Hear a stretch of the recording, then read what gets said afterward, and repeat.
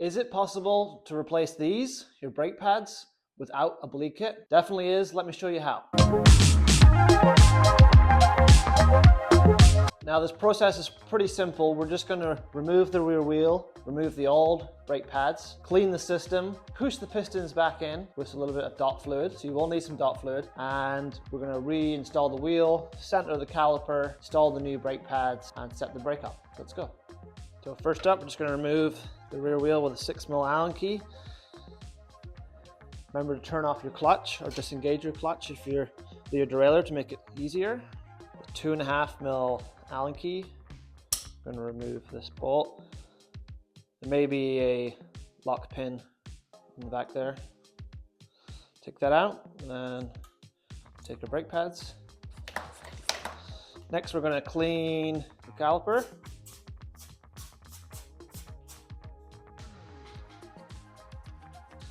Including the inside, which is really the most important. Also going to clean the lever here, because we may need to open the system. But like I say, we don't have a bleed kit for this video, and if we did need to open the system, we're just going to be using this T10 here.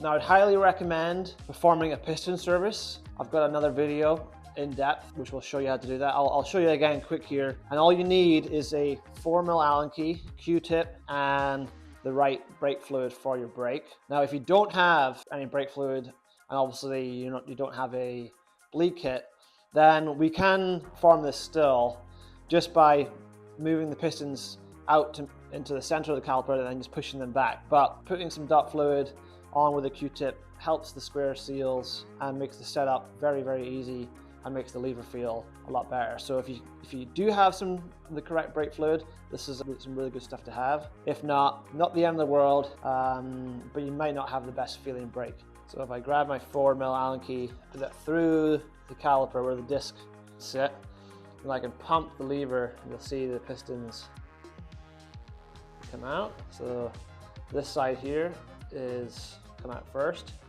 There we go. You don't want to go too far, or else your pistons will fall out and you'll have to do a bleed, so just be careful. Then I have my Q-tip that's soaked in dot fluid. I'm just going to go around pistons.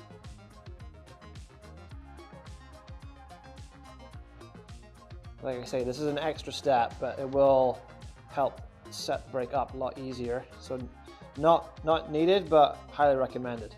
Choose your tool to reinstall the pistons, or push them back, sorry.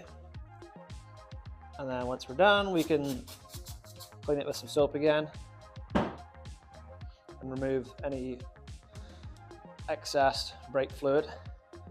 Now you must make sure that your pistons retract fully into the caliper. If there's too much fluid in the brake, the pistons aren't going to be allowed to go back in, as the system is over full.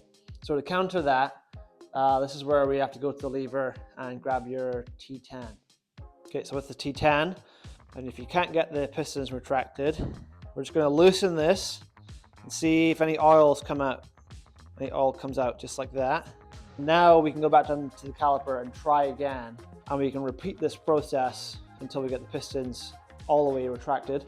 Now notice that I didn't remove the bolt there, I just loosened it enough to let some fluid out. So in this case, the brake's fine. We're gonna have to clean the dot fluid off here. So if you do this service, make sure to clean so it doesn't ruin the paint finish.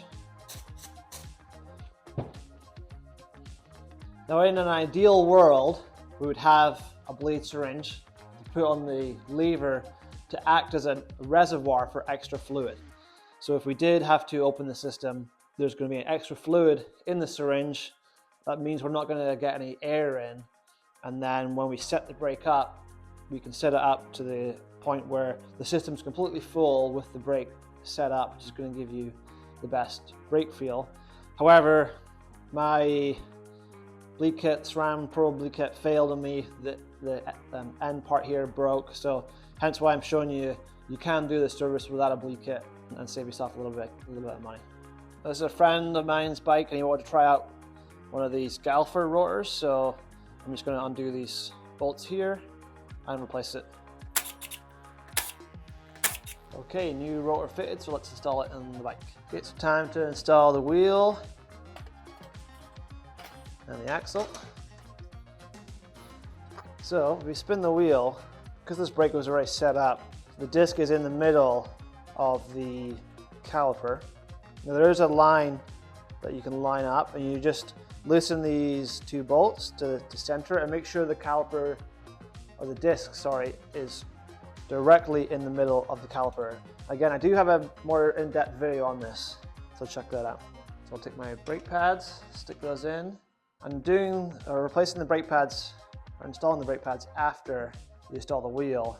Gives you a lot more room to see the disc. So that's the pads installed. You grab a small blade screwdriver. What we're going to do is we're going to manipulate the pistons. If I pull the lever, you can see that this side is coming out first. So now the brake's hard. If I wanted to adjust that, I'll go behind the other one and twist the screwdriver, and it's going to push these pistons back in. And if you go in behind and then hold it and then pull the lever, you'll see that this piston down here is wanting to come out more. And that's how you adjust the brake. Now this is going to need some fine tuning. Brake pads now touch a disc at the same time because we lubed up the brake pistons. So there you go, guys. There's how to replace your brake pads without a bleed kit. Now something to bear in mind is this new disc is actually a little bit wider or thicker than the SRAM one. So it's actually good we did let some fluid out at the lever. If you find now that there's really no feel at the lever, it's just pulling to the bar, then you will need a brake bleed, unfortunately. There's no way around that. But hopefully if your brake was running okay before, you can kind of get away with just this basic service. Now I also included a piston service, which is lubing the pistons. You don't have to do that. However, you can pick up, this is a pretty large bottle, but you can pick up a small bottle of your brake fluid for less than 15 bucks, and it's really gonna help you set the brake up and be a lot easier. So this is how to replace your brake pads without a bleed kit. If you found this useful, please leave a like and leave a comment if you'd like to see anything in particular. Check out my website, links are below, and happy riding. See you guys later, thanks.